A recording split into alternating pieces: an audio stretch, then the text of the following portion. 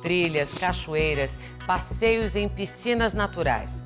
O Brasil tem um enorme potencial para o turismo ecológico, mas a tragédia em Capitólio, onde um bloco de rocha desabou sobre 4 lanchas, deixando 10 mortos, levantou uma questão. Estamos preparados para oferecer esses passeios com segurança? Será que os guias turísticos orientam os visitantes da melhor forma? Como saber se o passeio em belezas naturais é seguro? Esta semana, 2 homens passaram 5 dias isolados na mata ao se aventurarem numa trilha em São Paulo. Precisaram ser resgatados pelos bombeiros.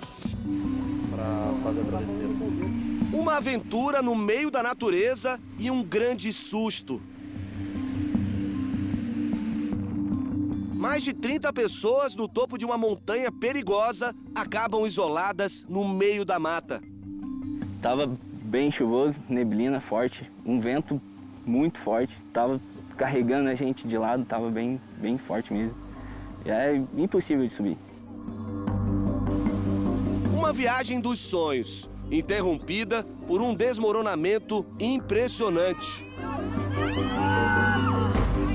Nessa hora, eu afundei. Aí, essa hora, eu achei que realmente eu fosse morrer. Passou assim, eu falei, gente, eu vou morrer. Como evitar que o chamado turismo de aventura termine em acidentes graves e até fatais? O país está preparado para oferecer esse tipo de atividade com segurança. Na semana passada, o Domingo Espetacular mostrou o caso de 32 pessoas que precisaram ser resgatadas pelo Corpo de Bombeiros no Pico dos Marins, na Serra da Mantiqueira, em São Paulo. A subida do grupo foi organizada e conduzida por um influenciador digital e realizada fora da época convencional. Os turistas foram alertados por guias locais sobre as más condições do clima, mas decidiram enfrentar a tempestade. O Pico dos Marins é um dos mais altos do estado de São Paulo. E a aula passeio terminou mal. Os turistas precisaram ser resgatados. Nossa equipe voltou ao Pico dos Marins para refazer a trilha ao lado de guias experientes. Daqui a pouco a gente mostra como é o caminho que esconde perigos para turistas e guias desavisados. Não é um esportivo. Antes, tem a história do jornalista Felipe, que se viu em uma situação dramática. Depois de 40 anos se aventurando por trilhas pela natureza, ele e o amigo Henrique planejaram passar 3 dias acampados na Serra do Mar, que fica em São Bernardo do Campo, região metropolitana de São Paulo. Eles já estavam no caminho da volta, só que a chuva forte aumentou o nível da cachoeira. E nessa situação a gente tentou atravessar na sexta-feira.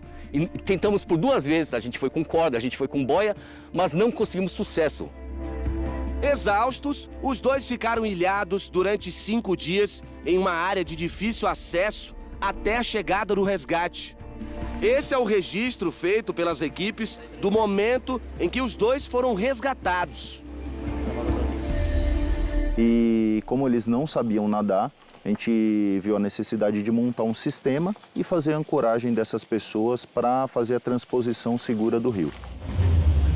O jornalista Felipe confessa que ele e o amigo não se atentaram à previsão do tempo, que já alertava para temporais naquela semana.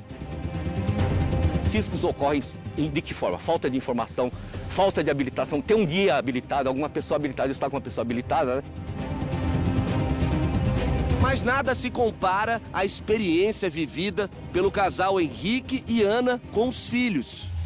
Eu, particularmente, não conhecia Escarpas, nem Capitólio, então era uma expectativa muito grande de conhecer os cânions, fazer um passeio interessante com a família e com as crianças.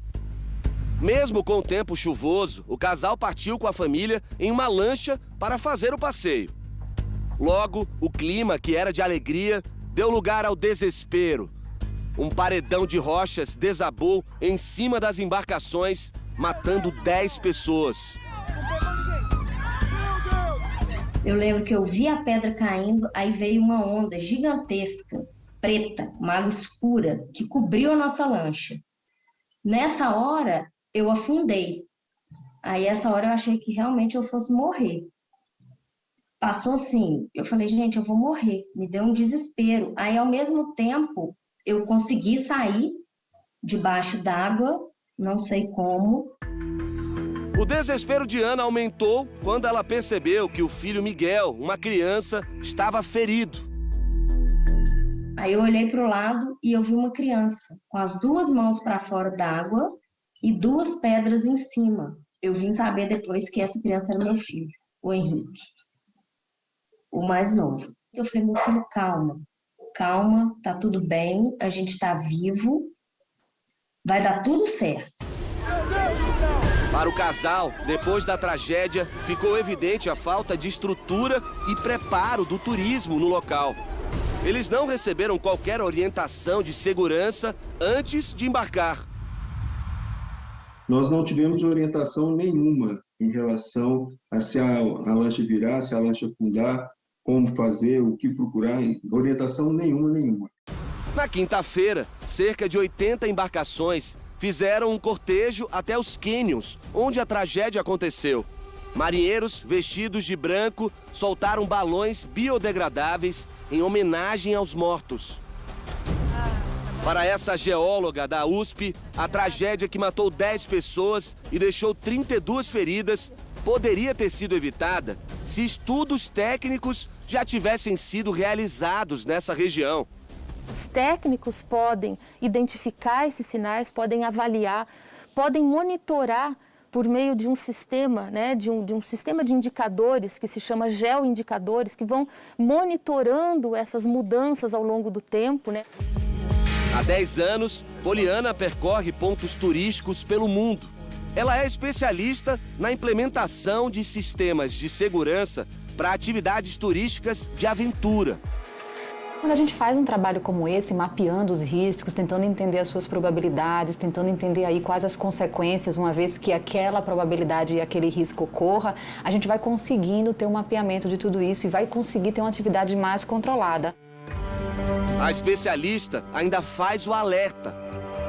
É importante a gente saber com quem que a gente está se aventurando, saber se o condutor é capacitado, saber se ele é qualificado, se ele conhece as regiões do local. Isso daí é um fator primordial, E, sem dúvida nenhuma, fica aí a dica para que, uma vez observado as condições naturais, se você, enquanto consumidor, se você, enquanto visitante, não se sente confortável, muitas vezes, de continuar aquela atividade, é importante que a atividade ela seja realmente interrompida.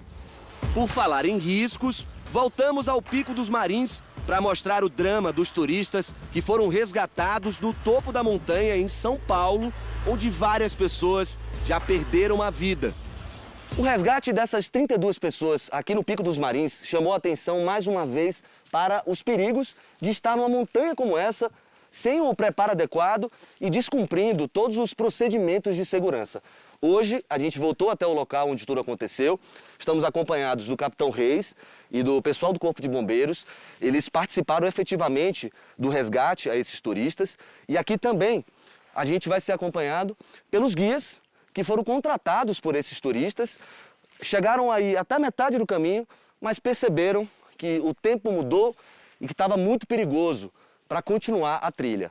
Capitão, eu pergunto para você, por todos os equipamentos que vocês estão usando, já percebe-se que é um lugar extremamente perigoso. São vários ingredientes, Equipamento adequado, ter um mínimo de preparo físico, contratar alguém especializado que conheça o caminho se a pessoa não sabe navegar sozinha e, principalmente, consultar a época apropriada para realizar esse passeio. O caminho começa pelo meio da mata fechada. 3 minutos de caminhada apenas e começou a chover, a gente já foi surpreendido por pancadas fortes de chuva. Deu uma paradinha agora, mas a gente vai subindo. Isso o que acontece? A partir de agora, todo o caminho vai ficando mais escorregadio, a visibilidade ela diminui e é nesses momentos que as pessoas começam a se perder em trilhas que não conhecem. Caminhamos por quase 1 hora, passando pelo mesmo trajeto que o coach e os mais de 30 alunos fizeram. Robson, Matheus e Evair foram os guias contratados para levar o grupo naquela ocasião. Experientes no local, eles avisaram que a subida naquele momento não era aconselhável. Tava bem chuvoso, neblina forte, um vento muito forte, tava carregando a gente de lado, tava bem forte mesmo. E é impossível de subir. Não, eu sabia que ia dar problema, cara. Eu alertei eles desde o começo que ia dar problema. Para eles chegar aqui na base do Marinhos já foi um sufoco pela estrada. Eles falaram que eles iam subir, de qualquer jeito, entendeu? Correndo risco de vida lá em cima, o grupo precisou ser resgatado pela equipe do Capitão Reis.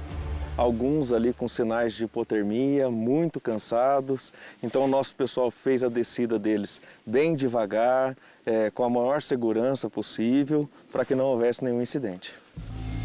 Além de guia turístico, Evair é acostumado desde pequeno a subir o Pico dos Marins. Ele conhece bem os perigos de se aventurar num lugar como esse, sem o preparo adequado, como foi o caso dos turistas. Por exemplo, você tem que subir com uma roupa, você vai estar molhado, chega lá, você troca, mas não tinha isso, despreparado, bota molhada, equipamento pesado e um tempo nem um pouco favorável. Procurado pelo Domingo Espetacular, o coach se defendeu e disse que a expedição foi bem planejada. Lá não tinha nenhum sinal de proibição, contratei guias profissionais. Os guias profissionais, se não tivessem condição de subir, eles nem começavam a subir. As consequências poderiam ter sido ainda mais graves. Até aqui é um local que deu para a gente fazer em segurança, mas você observa, olha as condições climáticas, como vira muito rápido, então a gente tem que obedecer todos os quesitos de segurança. É uma montanha maravilhosa, linda, o ecoturismo aqui é muito forte, mas tem que ser feito com responsabilidade. Responsabilidade, uma palavra que diante da grandiosidade da natureza pode significar também segurança.